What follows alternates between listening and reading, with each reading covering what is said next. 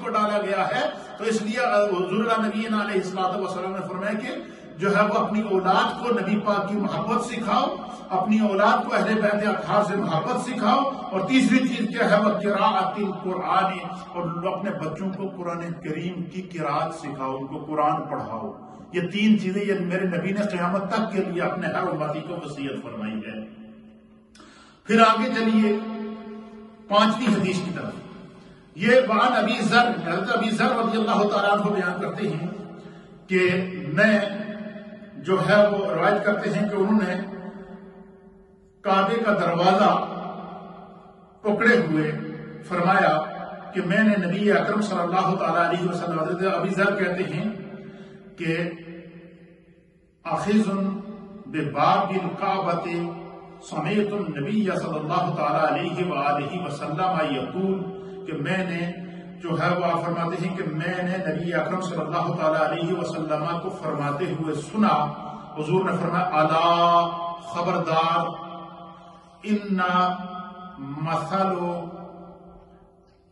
حضور نے فرمایا کہ الا ان مثل اہل بیتی فیکم مثل سفینۃ نوح، فرمایا کہ خبردار میری اہل بیت کی مثال کشتی نوح کی مانند ہے، من رکبہا نجا، حضور نے فرمایا جو اس کشتی میں سوار ہوا اسے نجات مل جائے۔ مقصد کیا کہ جس کے دل کے اندر بغض اہل بیت ہوگا وہ نجات نہیں پا سکتا۔ پھر سرکار دو عالم صلی اللہ علیہ وسلم نے فرمایا کہ من تخلف عنہا ہلاکا، تو جو کشتی جو میرے اہل بیت کی کشتی سے ہٹ گیا، فرمایا کہ وہ ہلاک ہو جائے گا۔ تو سرکار دو عالم صلی اللہ تعالیٰ علیہ وآلہ وسلم نے یہاں اہل بیت اطہار کی محبت کو بیان فرمایا۔ پھر اسی طریقے سے اور اسی طرف آپ اسی حدیث کا ترجمہ کرتے ہوئے امام اہل سنت نے ایک شعر کے اندر فرما دیا کہ اہل سنت کا ہے بیڑا پار، اصحاب حضور نجم ہیں اور ناؤ ہے عطرت رسول اللہ کی۔ پھر اسی طریقے سے آگے جائیں، ایک اور حدیث پاک آتی ہے، اور اس حدیث کو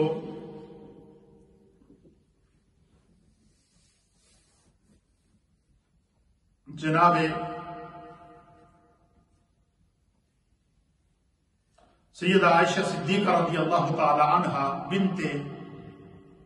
صدیق اکبر رضی اللہ تعالی عنہ بیان کرتے ہیں، آپ فرماتی ہیں کہ قالت، سیدہ عائشہ کہتی ہیں کہ خرج النبی صلی اللہ تعالی علیہ وسلم غداتن، کہتے ہیں کہ ایک دن نبی اکرم صلی اللہ تعالی علیہ وآلہ وسلم جو ہے وہ صبح کے وقت آپ اپنے گھر سے باہر نکلے، وعلیہ مرطن، تو ہم نے دیکھا کہ سرکار دو عالم صلی اللہ علیہ وسلم نے ایک چادر اوڑھی ہوئی تھی۔ صبح کا وقت تھا، ام المومنین کہتے کہ سرکار اپنے گھر سے نکلے، اور حضور علیہ السلام کی یہ عادت شریفہ ہوتی تھی کہ جیسے ہی آپ گھر سے نکلتے نا تو حضور علیہ السلام کی آہٹ پا کر یا آپ کی آواز سن کر حسنین کریمین اپنے گھر سے دوڑ کر آ جاتے تھے، کیونکہ سرکار کے گھر کے سامنے مولا کائنات کا گھر تھا، تو آپ دوڑ کر آ جاتے تھے۔ تو ام المومنین کہتے ہیں کہ ایک دن سرکار دو عالم صبح گھر سے نکلے، وعلیہ مرطن مرحل، کہ حضور علیہ السلام نے ایک